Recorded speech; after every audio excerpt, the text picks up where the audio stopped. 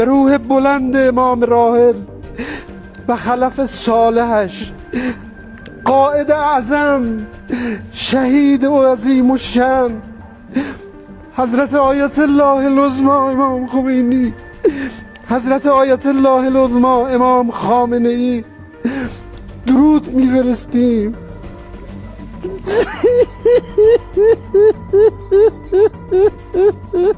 Iran के supreme leader Ayatollah Ali Khamenei मारे जा चुके हैं। 1979 में जब वो ईरान के सुप्रीम लीडर बने थे तब दुनिया का नक्शा कुछ ऐसा था।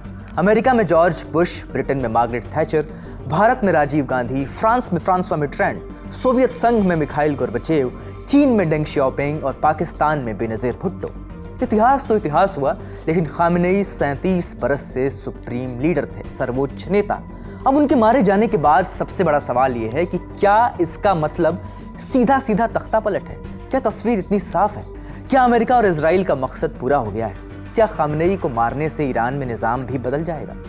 जानकार कहते हैं कि ऐसा बिल्कुल नहीं है। वजह है ईरान की हुकूमत का security structure. Foreign policy magazine में छपे एक ताज़ा लेख में लंदन यूनिवर्सिटी के स्कॉलर अली हाशिम ने इस बात को बारीकी से समझाया है। वो लिखते हैं कि ईरान का सिस्टम किसी एक शख्स पर नहीं टिका है। यह सिस्टम खामेनेई की मौत से कमज़ोर होने के बजाय और भी ज़्यादा मजबूत हो सकता है। इसे समझने के लिए थोड़ा पीछे जाना होगा।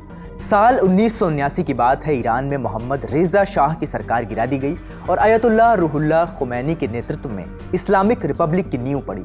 शाह अपनी सुरक्षा के लिए रेगुलर आर्मी पर निर्भर थे, लेकिन नए निज़ाम को उस पुरानी फौज पर भरोसा नहीं था। खुमैनी एक ऐसी सेना चाहते थे जो मुल्क से ज़्यादा मजहब और क्रांति की यानी इस्लामी क्रांति की वफादार हो। इसके लिए उन्होंने एक नई फौज बनाई, Islamic revolutionary guards core IRGC। 1979 की क्रांति के बाद ईरान का संविधान बहुत सोच समझकर बनाया गया था। ईरान के संविधान का आर्टिकल 111 कहता है कि अगर सुप्रीम लीडर की मौत हो जाए तो सत्ता तुरंत एक अंतरिम परिषद के हाथ में चली जाएगी। इस परिषद में राष्ट्रपति, न्यायपालिका के प्रमुख और एक वरिष्ठ मौलवी शामिल होते हैं। जब तक नया लीडर चुन नहीं लिया जाता, ये परिषद मुल्क चला सकता है। अगर जंग के हालात हों तो ये अंतरिम व्यवस्था लंबे वक्त तक भी चल सकती है। यानी सत्ता पूरी तरह किसी एक शख्स के इर्द गिर्द केंद्रित नहीं है, बल्कि ऐसी संस्थाएं बनाई गई हैं जो एक दूसरे का साथ दे सकें ऐसे वक्त पर। जैसे गार्डियन काउंसिल कानूनों को इस्लामिक उसूलों के दायरे में रखती है, assembly of experts supreme leader को चुनती है और उस पर नजर रखती है, एक्सपीडियंसी काउंसिल संस्थाओं के बीच के झगड़े सुलझाती है, और जिसका हमने नाम लिया IRGC, ये मुल्क को अंदर और बाहर के दुश्मनों से बचाती है। ये सब इसलिए किया गया है ताकि अगर एक हिस्सा फेल हो जाए तो दूसरा मुल्क को संभाल ले।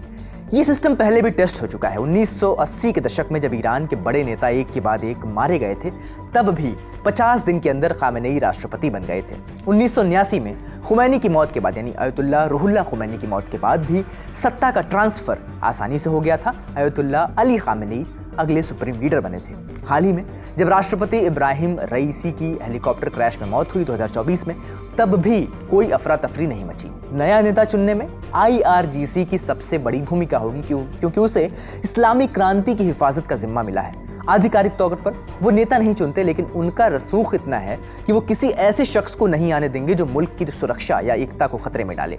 IRGC की अपनी थल सेना, वायुसेना और नौसेना है। साथ ही ईरान की अर्थव्यवस्था के बड़े हिस्से पर भी उनका कब्जा है। IRGC की एक मिलिशिया विंग भी है, बासीज फोर्सेस। ये लोग निज़ाम के लिए ढाल का काम करते हैं। तो क्या ये ढाल टूट भी सकती है? जियोपॉलिटिकल एक्सपर्ट ब्रह्मा चलानी कहते हैं कि अमेरिका और इजराइल के जॉइंट वॉर का स्केल बता रहा है कि उनका मकसद सिर्फ कंटेनमेंट नहीं बल्कि रिजीम चेंज यानी सत्ता परिवर्तन है। खामेनेई और सीनियर कमांडर्स को मारने से ईरान का कमांड और कंट्रोल सिस्टम तो चरमराएगा, लेकिन सिर्फ हवाई हमलों से सत्ता नहीं पलटती। इसी तरह अटलांटिक काउंसिल के एलेक्स प्लिट्सास बताते हैं कि चूंकि खामेनेई पहले ही हमले में मारे गए थे, ऐसा रिपोर्ट्स कहती हैं, इसलिए ईरान के जवाबी हमले या तो उनके द्वारा चुने गए उत्तराधिकारी ने या फिर चेन ऑफ कमांड के किसी सीनियर अफसर ने डायरेक्ट किए होंगे। वो कहते हैं कि ईरान ने अब तक संभल कर जवाब दिया है और पूरे रीजन में जंग भड़काने से बचने की कोशिश की है। आने वाले दिनों में साफ होगा कि क्या इस लीडरशिप के खात्मे से ईरान बिखर जाएगा या फिर कोई नया बैलेंस बनेगा। लेकिन अगर ईरान का यह सिस्टम फेल हुआ और केंद्रीय सत्ता बिखर गई तो क्या होगा? जानकार चेतावनी देते हैं कि ऐसे समय में तबाही का स्तर बड़ा हो सकता है, क्योंकि इराक की मिसाल हमारे सामने है, जहां 2003 में सद्दाम हुसैन को हटाने के बाद आज तक शांति पूरी तरह नहीं लौट पाई है। ईरान इराक से 4 गुना बड़ा है और आबादी करीब 9 करोड़ है। शिया बहुल ईरान में कुर्द और बलूच जैसे अल्पसंख्यक भी हैं। अगर सत्ता कमजोर हुई तो ये गुट हथियार भी उठा सकते हैं। इसके अलावा कई सवाल हैं, जैसे सबसे बड़ा डर यह है कि ईरानी फौज के आधुनिक हथियारों का क्या होगा, परमाणु ठिकानों का रिमोट किसके हाथ में जाएगा, अगर ईरान के पास एनरिच्ड यूरेनियम का भंडार है जिसे परमाणु बम बनाने के लिए इस्तेमाल किया जा सकता है तो उसका क्या होगा। अराजकता में ये हथियार किसी शरमपंथी गुट के हाथ भी लग सकते हैं तो दुनिया के लिए नया खतरा भी पैदा हो सकता है। इसके अलावा शरणार्थियों का भी एक बड़ा संकट है। ईरान 13 देशों से घिरा है, 7 देशों से उसकी ज़मीनी सीमा लगती है और 6 गल्फ देशों से वह समंदर के जरिए जुड़ता है। अगर ईरान में गृह युद्ध छिड़ा तो लोगों का पलायन होगा, शरणार्थियों का ऐसा सैलाब आसपास के देशों में आएगा जिसे संभालना नामुमकिन होगा। और ये देश आप जानते हैं अमेरिका के दोस्त भी हैं इनमें से कई। ऐसे में अगर ईरान सुलगता है तो इसकी आंच पूरे मिडिल ईस्ट और उसके आर पार तक जाएगी। इस खबर पर हमारी नज़र बनी हुई है। आप देखते रहिए द ललित।